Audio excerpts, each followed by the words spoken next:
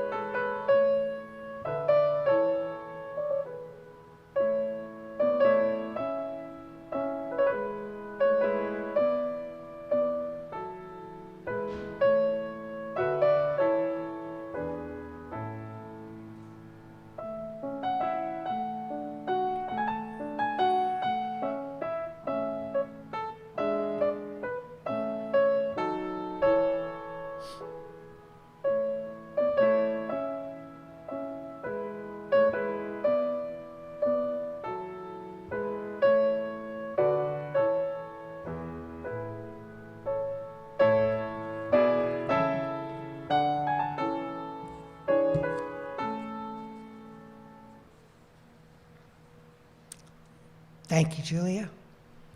I'd now like to invite Emma Stamus to light our chalice candle and invite all of you to say in unison what's written in your program. I'll recite it aloud for anybody who may not have a program. A one, a two, a we know what to do. May the focus of this flame bind us together in one loving community.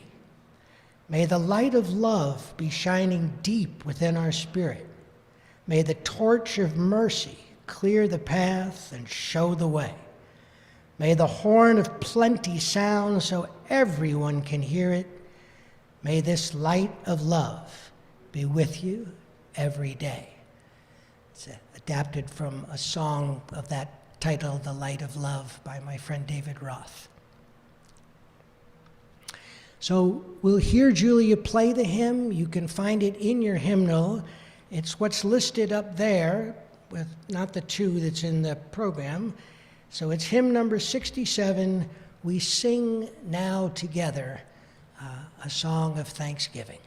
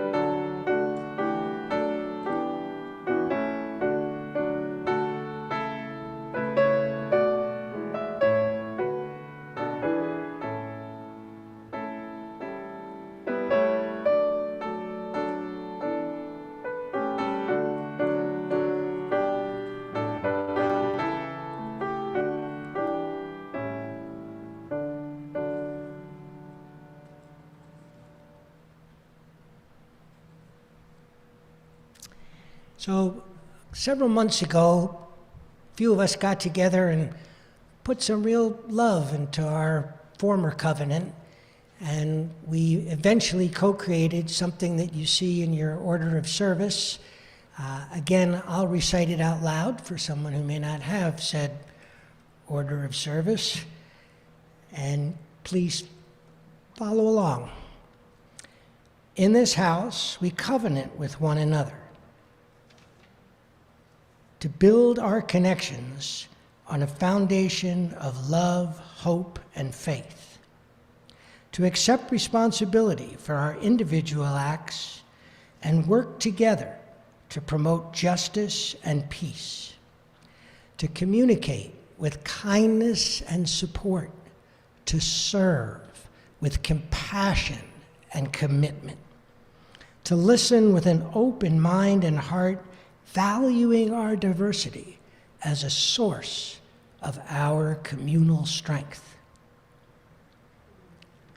to disagree respectfully, kindly conveying our differences in ways that are more gentle and less judgmental, to learn together and grow together by pooling our resources and generously sharing our time, talents, and treasures, to celebrate the joys of discovery, embracing the fullest measure of our humanity, from the wonder of youth to the wisdom of age, to openly share our laughter and our tears, showing reverence for the divine in all that is.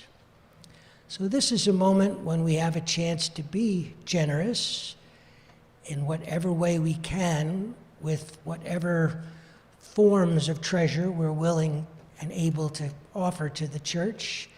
The offertory will be accompanied, I'm sure, very sonorously by Julia, but it will not be what's listed, sleeper is awake, a voice is calling, but the Shaker hymn, "'Tis a Gift to Be Simple." And now I'll invite David and Russ to come up, please, and begin to welcome and be grateful for whatever offerings folks can contribute.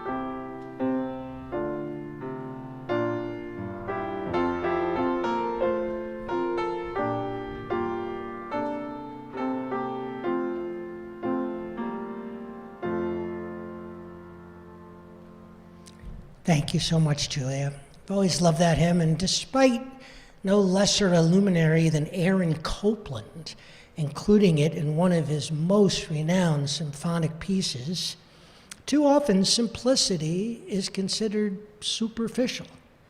For me, nothing could be farther from the spiritual truth.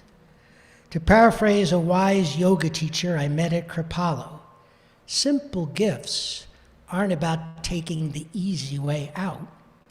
They're graceful reminders to find the grateful way in.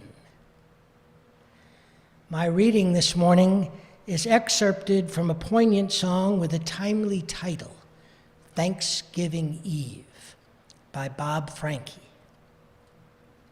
It's so easy to dream of the days gone by. It's a hard thing to think of the times to come. But the grace to accept every moment as a gift is a gift that is given to some. There are sorrows enough for the whole world's end. There are no guarantees but the grave. Still, the people we love and the times we spend are a treasure too precious to save. What can you do with your days but hope and pray that your dreams bind your work to your play? What can you do with each moment of your life but love till you've loved it away?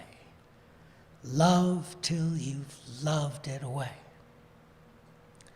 The words grace and grasp have the... Am I jumping ahead here?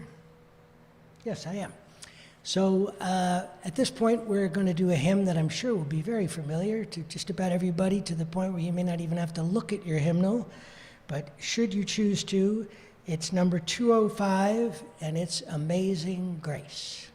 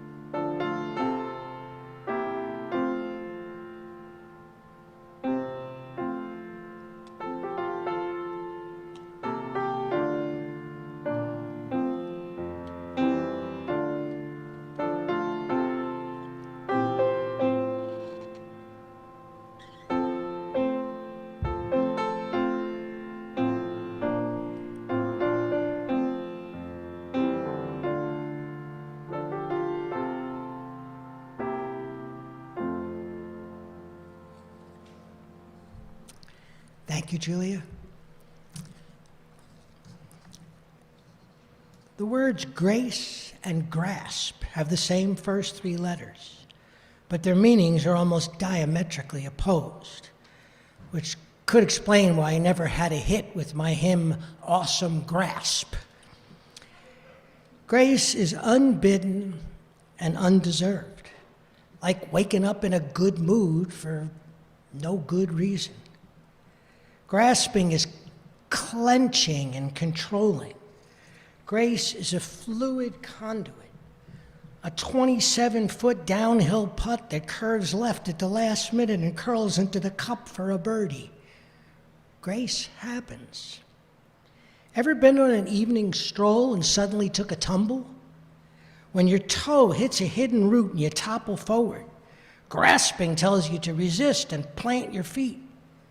Grace cushions your fall. Grasping fights gravity. Grace goes with the momentum, and instead of landing with a thud, we roll. When we come to a stop, the grasp impulse instantly takes inventory and tells us to lie still for fear movement will cause pain. Grace lifts us to our feet, amazingly uninjured, and gets us back on our way, totally unharmed. Small wonder that saying grace is giving thanks. What better simple gift than an AOG, attitude of gratitude, where every move is graceful? One of the best gifts I ever got from my friend Amy was a book called The 5 Love Languages by Gary Chapman. The 5 love languages are, in no particular order, words of affirmation, gifts, quality time, acts of service, and physical touch. Don't worry, there will not be a test. My daughter Jazz's gift for validating people's feelings makes her highly literate in words of affirmation. My pal John Porcino lives to do acts of service. I wish I could live like John. And my sweetheart Debka's gentle touch is an eloquent form of skin nourishment. I love one-to-one quality time, and I like to give presents. I just don't like paying for them. Everything about shopping for a gift at a store throws me. The sections, the selections, the sizes, lions, tigers, and bears, oh my. Talk to me about trends, brands, and styles, and I start to stammer like Sergeant Schultz from the old Hogan's Heroes sitcom. I know nothing. I do know designer labels feel simultaneously elitist and manipulative, and I'm already accused enough of that for being a liberal. Slap a name like Tommy on a gray sweatshirt, and suddenly it's twice the money? I'm not buying into that kind of materialism. No Ralph Lauren logos on my polos. Between being a progressive and being fashionably unconscious, small surprise, shopping is a huge hassle. And as awful as I am at clothes shopping for myself, I'm far worse at buying apparel for anyone else. I'd rather sing my daughter the entire Barber of Seville opera than pick her out a single small orange scarf. And trust me, the only thing worse than my taste is my vocals. Clearly, with so many shopping impediments and by nature an inveterate cheapskate, Rob Peck is retail therapy's worst nightmare. So of the 5 life languages, you can guess which one I'm the most illiterate in. Fortunately, I'm a little more conversant in quality time. Good thing, because in a culture so rife with 24/7 distractions, being able to give another human being our full, undivided attention could be our greatest underdeveloped natural resource. As a child, I witnessed it whenever my father listened to me without interrupting. It probably helped that he was a psychiatrist, and definitely explains why I'm so crazy. I heard it when my mother accompanied singers on the piano and paid such close, loving attention to every note.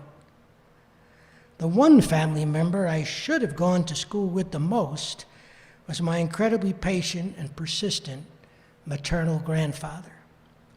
Judy, my mom, got along great with her dad, Morton.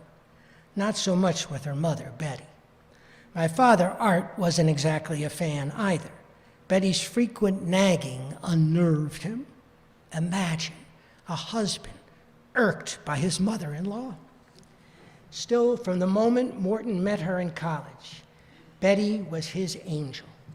In his eyes, his wife was both the paragon of goodness and the greatest gift of his life.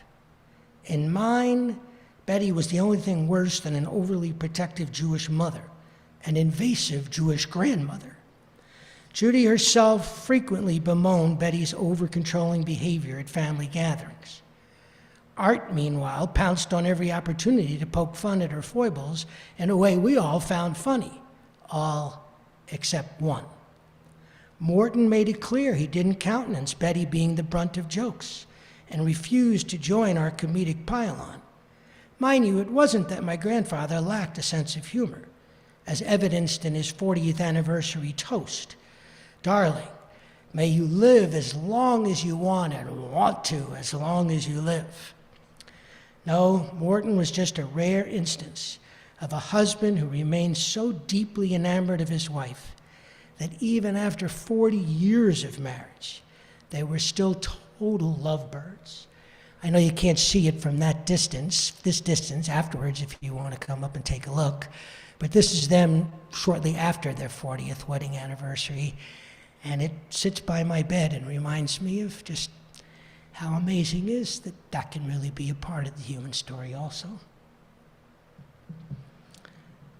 What we lamented as Betty's nonstop nudging, Morton experienced as a nurturing that inspired him in retirement to make major midlife changes and discover a creative streak only she saw in him.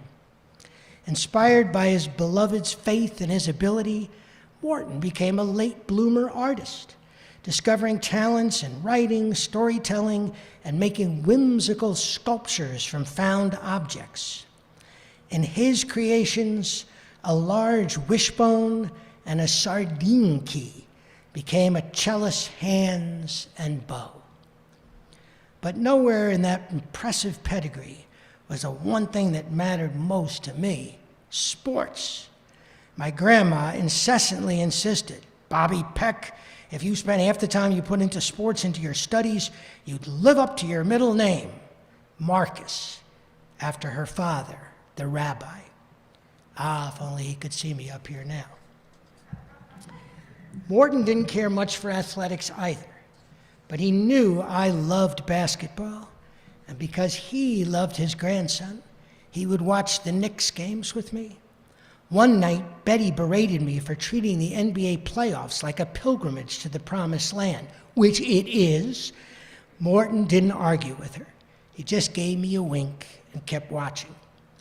Over the course of my secondary education, Morton kindly invited me on numerous occasions to go with him to an interesting lecture or try my hand at an art project. I always shook my head and told him I didn't have time.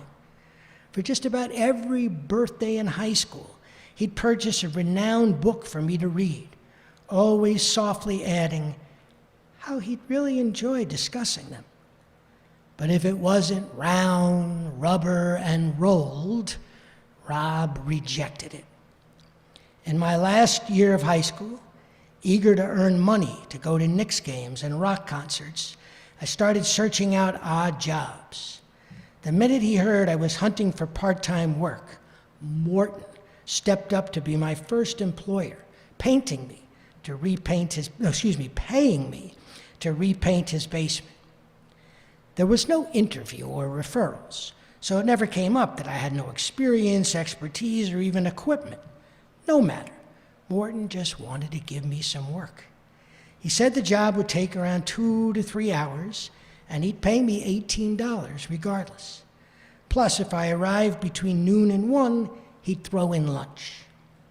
Never one to pass up free food, I arrived promptly at 12:30 and was treated to a tasty meal. Right at 1, Morton led me down to the basement and walked me through the basics.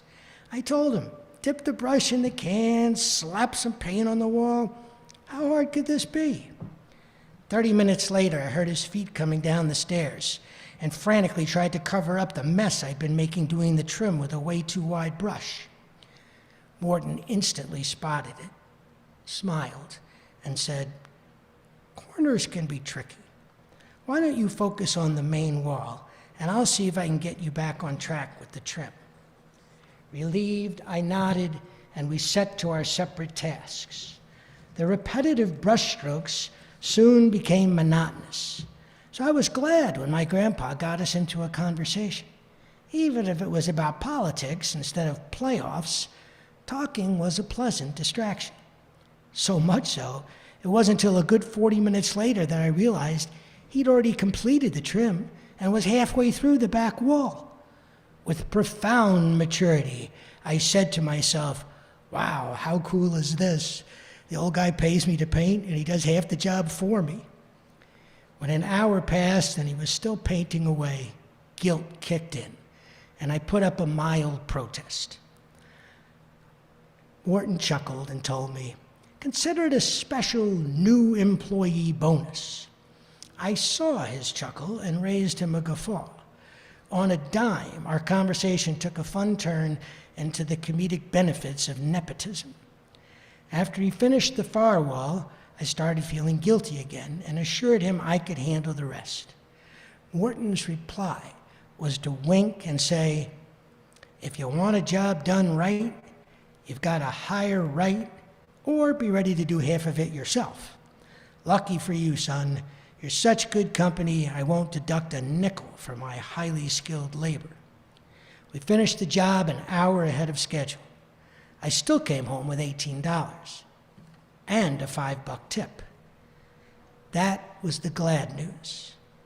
The sad news was I didn't come home with a heart as full of love as his, and failed to grok that my grandpa worked for free just because he wanted to be with me. Only much later in life did I realize how deeply Morton prized connection and how fluently he spoke the love language of quality time. He could have easily done that paint job himself. He only hired me to help me get spending money, and so we could spend some time together. Despite all the roadblocks I put up, he was so determined to share some male bonding time with his grandson.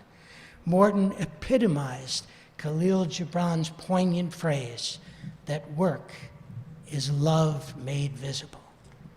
He didn't care about the bottom line. He cared about connecting.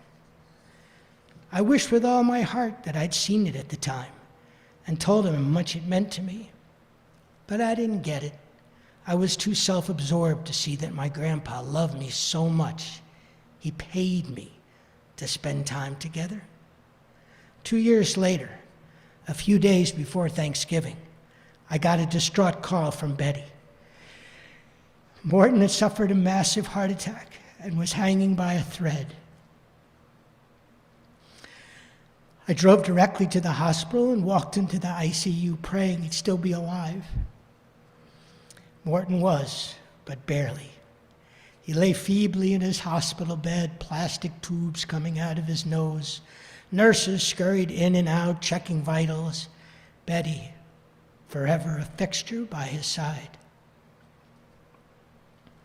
Her cheeks glistening from crying, I found my better angels and enveloped her in a hug. An orderly came in, got something wrong, and instantly Betty got on his case. When she took a brief leave to use the ladies' room, I looked at the orderly and told him, "Don't take it personal. She's just a colossal pain." He smiled and started to nod. Suddenly, Morton sat bolt upright and fixed us in a fierce glare. When I leaned over and lightly put my hand on his, Morton's eyes softened, and he said in a final whisper, "I love you, Bobby, and I want you to promise me, son, whether I live or die, you will treat my wife with kindness." He died, and I did. I still kick myself that I squandered the opportunity to learn more from him and to connect more deeply.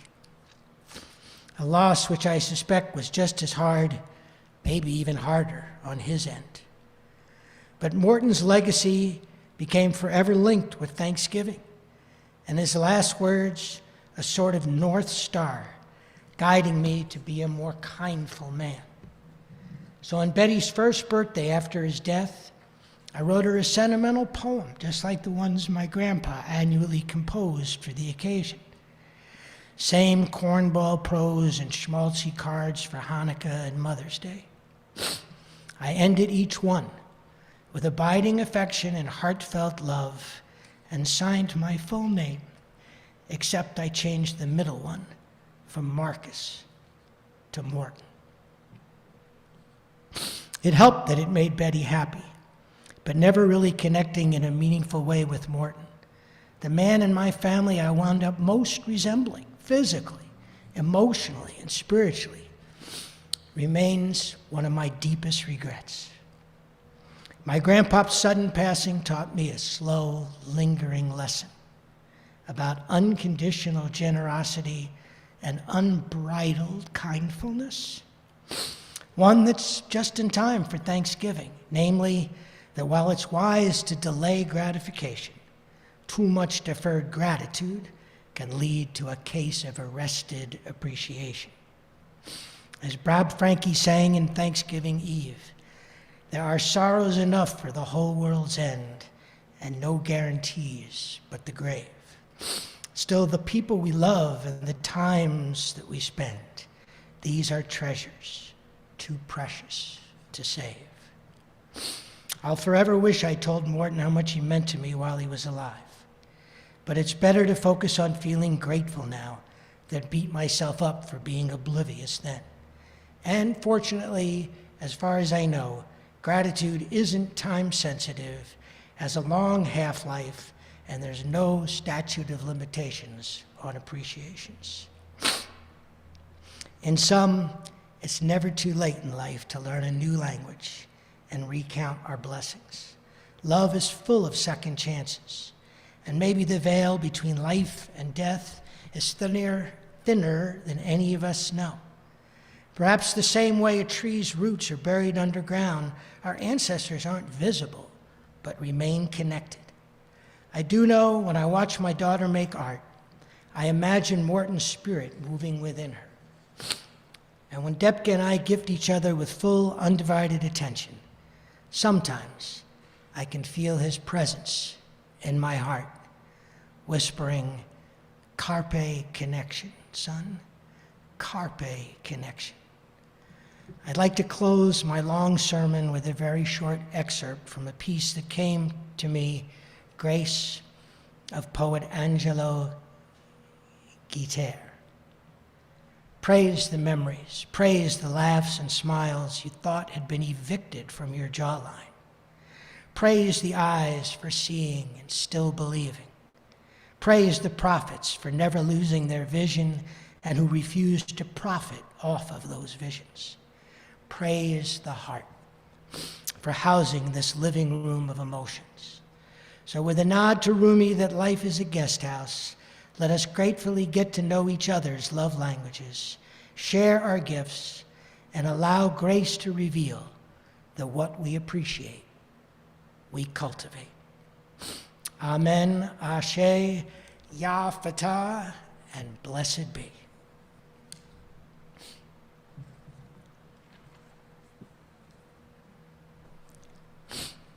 So this is a time when we get to connect with each other in two of maybe the most beautiful UU languages, the language of spoken joys and bravely shared concerns. It's not a time for political announcements, and while I hardly modeled brevity, it would be great if you could try to keep your remarks as succinct as you can. So I think at this point, Kate, will you bring a microphone, or maybe Dan will bring a microphone around, and if you would like to share a joy or a concern, simply raise your hand. And I think it's true, Dan, that those who are with us on Zoom can use the chat, and we'll make sure at the very end that we also share aloud any joy or concern that you might like to write down. And again, for all those who may not have spoken aloud, know that we honor and keep in safekeeping your joys and concerns.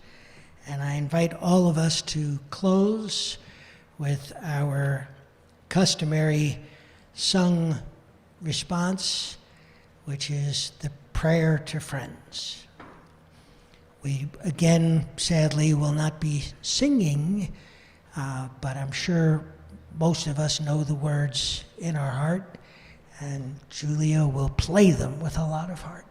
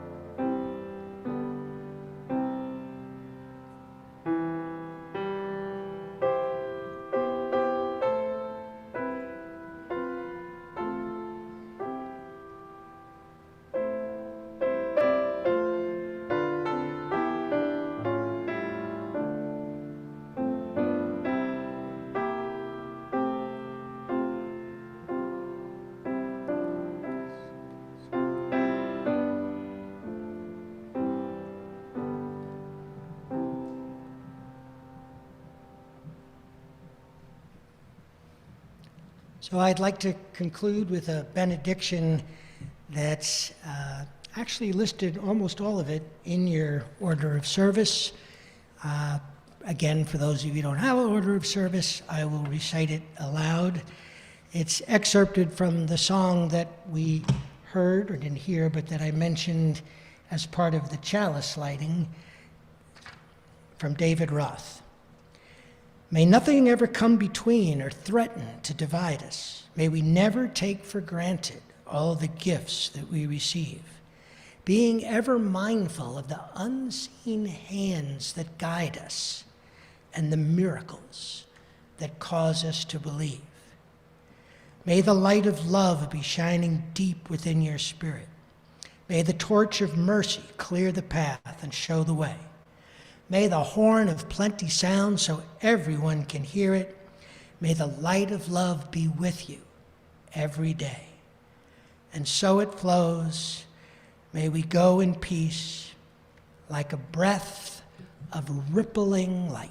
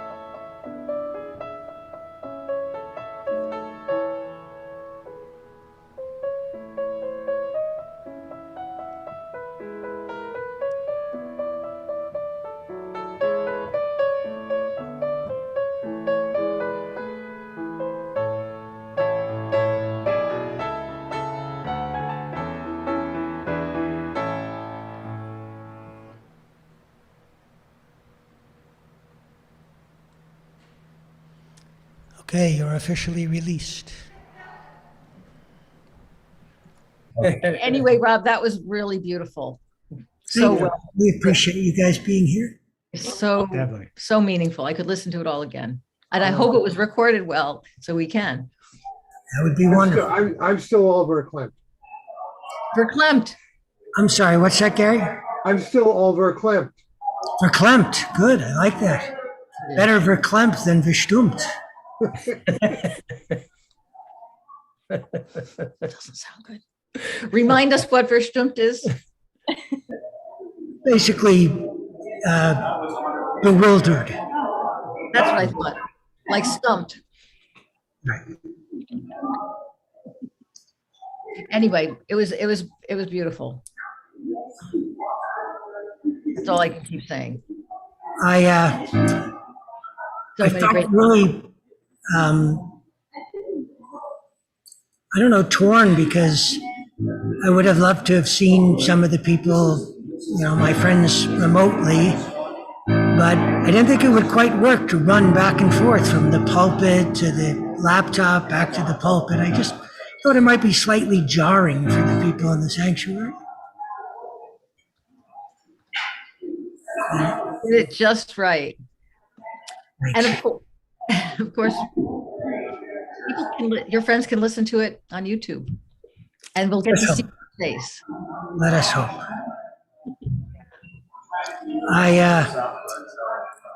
I hope in some ways nobody mentions my candle, because it's so delicate between Jazz and her mom. The minute the words were out of my mouth, I was like, oh my God, if you jinx this, you know. But it would be such a step in the right direction for both of them.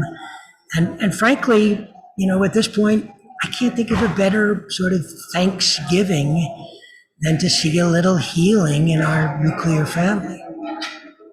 That's big. And that she reached out to her. It was totally Jess. We were invited to go to a gathering at co-housing, and she thought about it, and she said, "That's not really my family, Dad. That's your family." Mm. And I didn't want to say it because her family's been such a source of pain for her for God knows how long. But then she must have sort of just sat with it. She's getting really, I don't know, I feel like she's really blossoming these last couple of years through so much suffering. It's like, you know, suffering can be also redemptive. And she said, I thought about it. I think you're going to think it's a crazy idea, but you know what I want to do for Thanksgiving? I want to go to Mom's house where we all used to live, sit at the same table, and share a meal together. And I want you to pay for it, Dad. And out of curiosity, how did Mom respond? Oh, Linda was overjoyed. Wow, that's It awesome. was like, you know, I can't say for sure, but I know from the little bit of time that I have spent with my ex-wife, which mostly has been, you know, quite civil, and even there's been for at least the last several years a real undercurrent of kindness and support. When I had some medical hard stuff that happened, she was very gracious about it. Anyway, whenever we've talked, it's so apparent that she's just like like it's a constant prayer. Could she ever get to have more connection with her daughter? She only has one child. Yeah. Well, thank you all for hanging around to talk with me. I really, really appreciate it. And I will hopefully catch up with all of you live and in person at some time soon. Could I make a request suggestion? Sure. Here, and I don't know if Dan can. I'm right by. Okay. The content of your talk is so powerful, Dan. I mean, well, Dan usually, as that's true of you too, but Rob, is it possible when you guys give a talk to also post the text, if you have it, if that's no extra work, to just post a PDF or something that we can enjoy it in that format? Where should we post it is my question. Just email it to people who request, or? Oh, yeah, I suppose that could work as well. There's no reason to put it out on the. In other words, Carlin, all those things that I sort of said, if it's in your order of service, but if you don't have an order of service, don't worry, I'll read it out loud. That kind of thing you would like to get a print version of? Yeah. Well, are you talking about that or about his presentation? Right, I was talking about the actual talk that you gave, the sermon part, and the rest was all very meaningful too. And if you don't mind being quoted, I might, use bits of it. But I can see why Dan might not want things to just be automatically posted on YouTube for the whole world. But yeah, I would appreciate it if you wanted to share it. Sure, I'd be happy to. And it looks like Dan might be thinking about some way he can do it even as we speak. He's like Mr. Tech. Mr. Tech is right. Yes, as opposed to Mr. Peck, in which the whole thing would be a wreck. Oh. The way your mind works blows my mind. You just come up with all those rhymes all at once. It's incredible. Would that make you a schmuck? Well, it helped Carlin that for a few years I made a living as rapid rhyming Rob Peck. So, was that before rap came in? yes, I was rap before rap came in. They stole it from me. Well, that explains It's not an African American art form, it's a Jewish art form. They've culturally, inappropriately taken it away from us. any good thing I can joke with you guys these days, saying things like that, would be like ready to be brought into court or something. But no, that was before rap, but at the onset of alliteration. Nice job. Thank you. Really appreciate Thank you for it. bringing your grandpa into, Yeah, you know, into you, the inspired, connection with you us. inspired that last Oh, well. week. You really did. Good to have him here. Thank you. And likewise, your grandma. Who's that, Rocky? No, that's Andrew Baker, who spoke very movingly about his grandparent last Saturday and highly inspired me to think about maybe including a story about my grandfather in this service. Wow. That's Wow. really good, Rob. That's I so will- good, Rob. Oh, I have a quick thought. Maybe I can show you guys the photo of Morton and Betty. Oh, yeah. I was wondering what they looked like. I could sort of see it when he was moving it around because Dan zoomed the camera in, but Yeah, it was kind of at a weird angle. So yeah.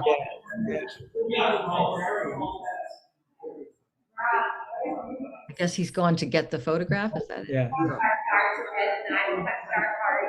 Thank I you. also wondered when Morton sat bolt upright, was that meant to be like, did you interpret that as his reaction to your being slightly unkind about Betty and saying she's a pain?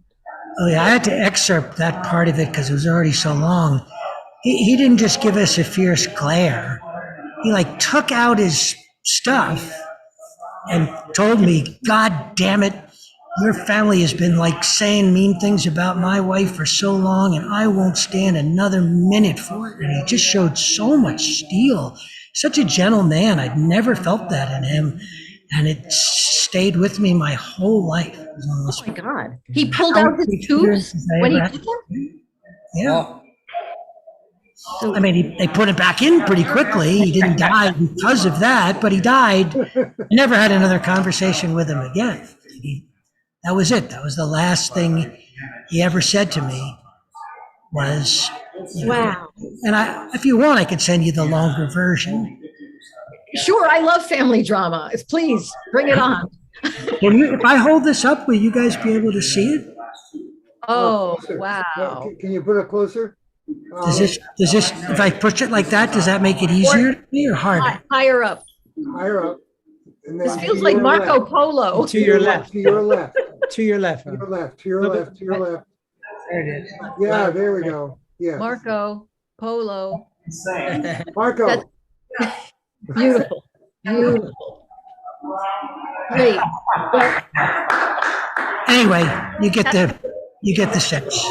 that's really beautiful. And thanks for the unabridged version because I sensed there was a little something. I just wanted to clarify that I'm glad you were able to make it in person. he really didn't. He was willing to spend his last breath to deliver that message. Yeah. And thank you because it touches me as well. Hey, Annie, are Say, Having a few people in my family who are pains in the butt. say hello to Annie. Hi, Annie. Hey, Hi, there you Annie. go. Many blessings. Blessings to you too.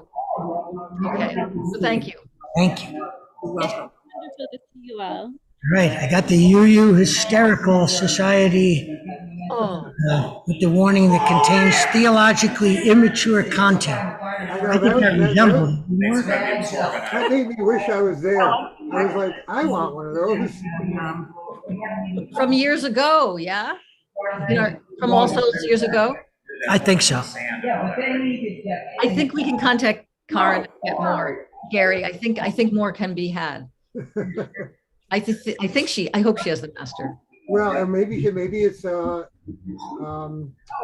available as like digitally to send. I can print it out.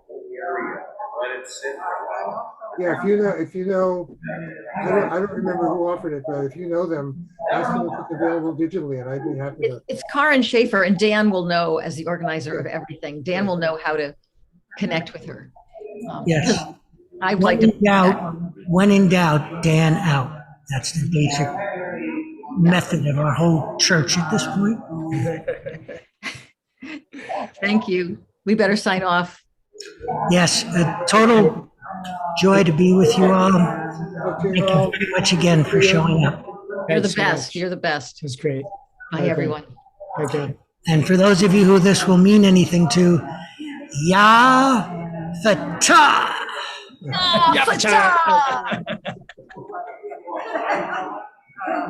See ya.